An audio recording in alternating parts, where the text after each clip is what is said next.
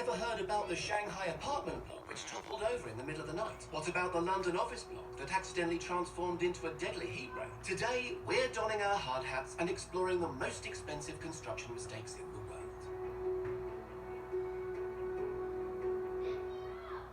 The Aon Center.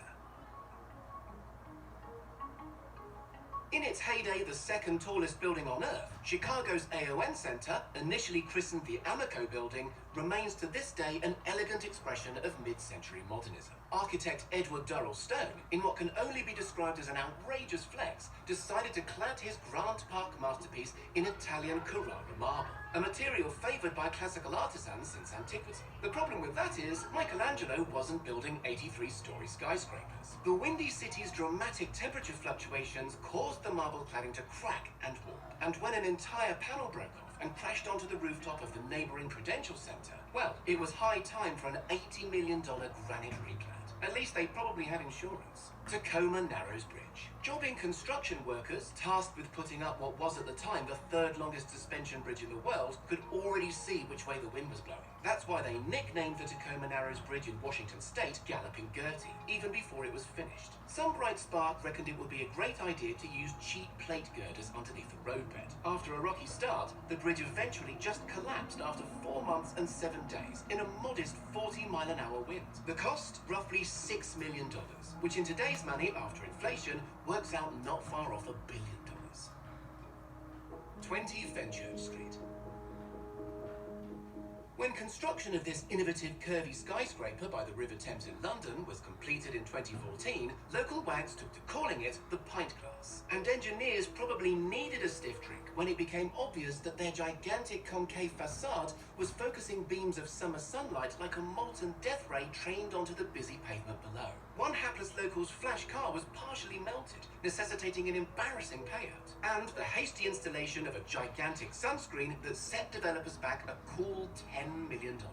Sydney Opera House. Widely recognised as a triumph of aesthetics and an emblem of a young, forward-thinking Australia, Sydney Opera House is in fact an object lesson in construction failure.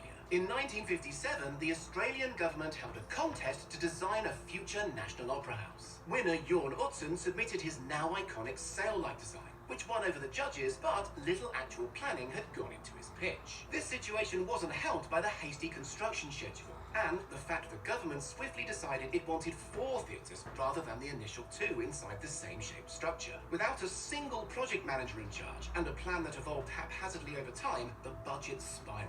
It should have taken 4 years and $4 million Australian dollars to complete, but in the end took nearly 14 years and an eye-watering $102 million Australian dollars. Their mistake? Simple, old-fashioned rubbish planning.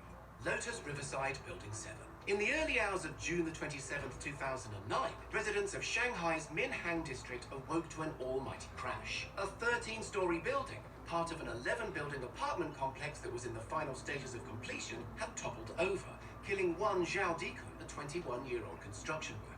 Investigators figured out that a large quantity of earth, excavated to build an underground garage, was foolishly dumped onto a nearby creek. That caused the creek to divert underground, sweeping away building number 7's foundations. The estimated cost to the developer of this lackadaisical practice? $30 million, and half a dozen jail terms for those responsible. Brandenburg Airport. The German people enjoy a reputation for technical efficiency, or at least they did until a fairly humdrum city airport project that should have taken a couple of years and cost 2.5 billion euros opened a decade later to the tune of 7 billion euros. What went wrong? All sorts, actually. For instance, it emerged 2 years into the project that Alfredo de Mauro, chief planner for BER's fire protection system, was never actually qualified to be an engineer. Everyone thought I was an engineer, de Mauro sheepishly told the DPA news agency. I just didn't contradict them. Whereupon, Fire Chief de Mauro was, quite rightly, fired. There was also an issue around roughly €500,000 of alleged bribes paid to corrupt officials, allegations of price fixing, and poor planning that led to the inadequate fire safety setup. Not to mention inadequate check-in and baggage handling facilities for the airport's expected traffic. Turns out the Germans were just winging it. The Millennium Tower.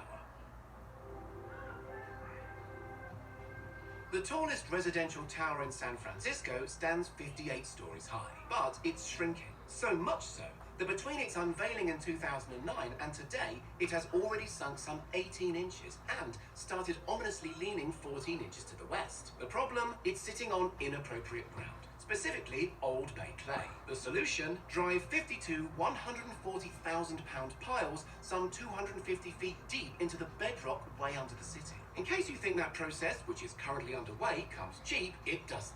The total bill, including compensation for the tower's well-heeled inhabitants, will come in at over $100 million. Whoops. And the sidewalk is already cracking, so they better get a move on. Harmon Hotel. The city of Las Vegas is no stranger to costly, regrettable errors. But rarely has an error been so lavish as the Harmon Hotel. Designed by a prestigious team at Foster & Partners Architects, the boutique hotel was initially slated to loom fully 47 stories over the world-famous Strip. However, building inspectors halted the project after just 26 stories had been erected, noting that rebar reinforcements in the concrete had been inadequately installed. This meant the upper condo element was abandoned, despite some 88 excited rich punters putting deposits down. Eventually, Vegas authorities demanded the building be pulled down altogether, not with a wrecking ball, but painstakingly floor by floor. The cost of building up to this point had been an estimated $275 million, and the cost of demolition a further $173 million. What happens in Vegas doesn't always stay in Vegas, it turns out. What do you think? Is there a common thread to all these epic construction fails? Let us know in the comments. And don't forget to subscribe for more rock-steady tech content.